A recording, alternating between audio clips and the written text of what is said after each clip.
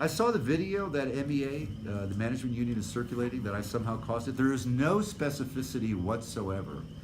And then I looked at the video that they had. It had to do with the investment in China.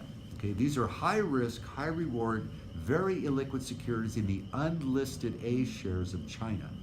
And they somehow said that I cost them $37 million because I blocked the vote, and then I flip-flopped on it. Let me tell you what it's like to be a fiduciary, and then you'll understand this and why you want to have someone like me on your board. There is an advantage to invest in these unlisted A shares. When I chaired the investment committee in 2004, I invited other public pension funds that invested in them, money managers that manage these shares, and other diplomats to have an educational discussion. This was 2014. I was the first one to want to invest in these high-risk, high-reward shares. I wanted to get the permit. How do you invest in these? You and I cannot invest in these even now. They're unlisted, so you have to petition the People's Republic of China for permission and an allocation to invest in these. That's called QFII, which stands for Qualified Foreign Institutional Investor. In 2014, I championed this so that we would apply for this allocation. Nothing was done for 2 years, pretty much. And then we get a recommendation, I think it was last June, to invest $400 million in these unlisted A shares. Without the QFII allocation, our consultant didn't even go to China to meet these managers to do their due diligence. The vote was 3-3. Okay, I voted against it. The chairman of the investment committee, who is Leona Bridges, voted against it, and also Malia Cohen. So it was a 3-3 vote. Okay, why? Staff did not do their due diligence, I don't think. They did not even talk about investing in getting the QFII allocation directly. Why is that important? Because if we invest with the broker that has that allocation, then they are the beneficial owners of the shares. The broker is the beneficial owner of the shares. That's why I voted against it. I don't know what could go wrong, but I don't want to find out. Okay, yeah. So that's why I blocked it. Then I did my due diligence, met other money, because we didn't know in advance that this would be the recommendation. Then I met with other money managers and wanted to see, should we get the QFII directly and own the shares, number one. Number two, I went to China and did my own due diligence and met the managers, okay? This is what being a fiduciary is, particularly in a high-risk, high-reward investment.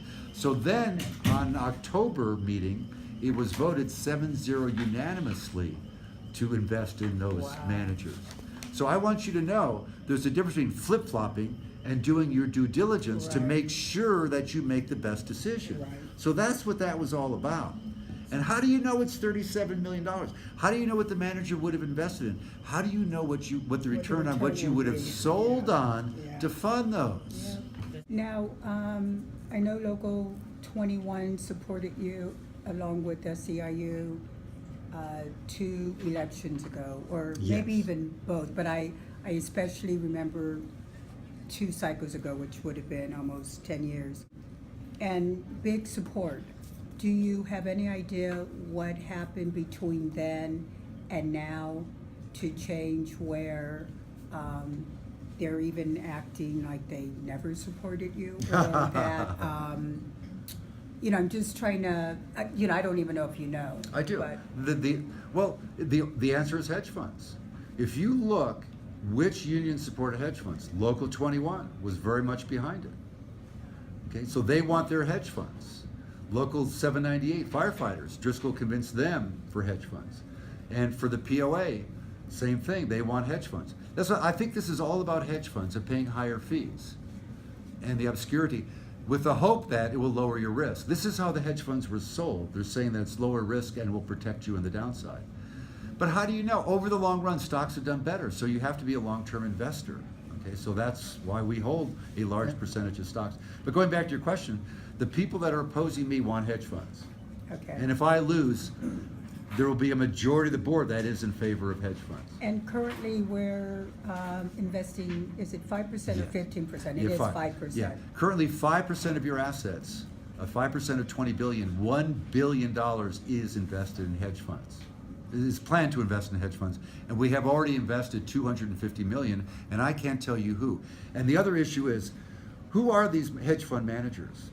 Have you read the AFT, the American Federation of Teachers? They have produced a superb document on these hedge fund managers, many of whom want to do away with defined benefit pension plans. Talk about the goose killing killing the goose that lays the golden egg.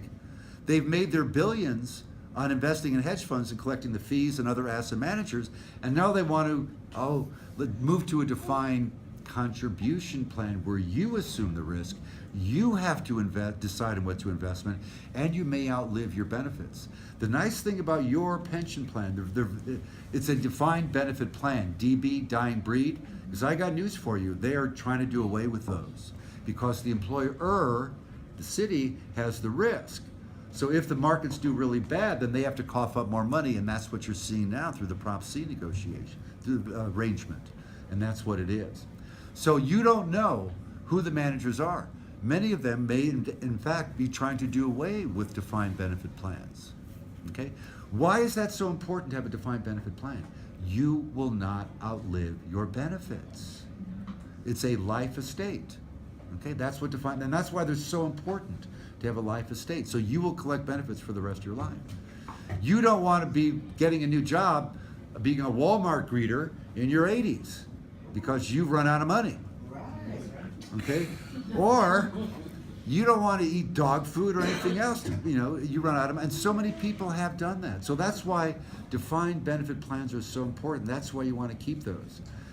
Okay? So just to summarize, many of the hedge fund managers are trying to do away with hedge funds, with defined benefit pension plans. Now, with the 5% hedge funds we're investing now, have you any idea how well they're doing, or has it just been a giveaway?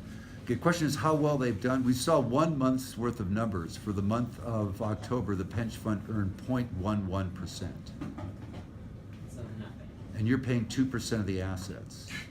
But that's that's a monthly number. So to be fair, take 2% of the 2% divided by 12, and that's the monthly fee. They've earned 0.11% for the first month, the month of October. And secrecy. Why are they keeping a secret who the hedge funds are? That's a good question. Why don't you talk about that? Well, I'm adamant against this. And But maybe that's if you come to the talk board about what it meetings is. Talk demanding about what it is. What are you adamant against? What? that you know where your money is being invested. Yeah, we want to know. Hello? That's all I'm saying. The staff has stated they will not disclose the names of the managers and the amounts that they've given. And voting on these managers is done behind closed doors in an executive session where there's no input from the public to invest. And going back to your question, we've invested 5% mainly through a lot of the efforts of people like you, because staff's recommendation was 15%. 15% is $3 billion. 2% of $3 billion is $60 a year in just the management fees. Doesn't even include the 20% of the profits. So, does SEIU and the other unions that are supporting hedge funds, what's in it for them? There's a lot of fees going around, so you have to ask yourself, where's all that money going?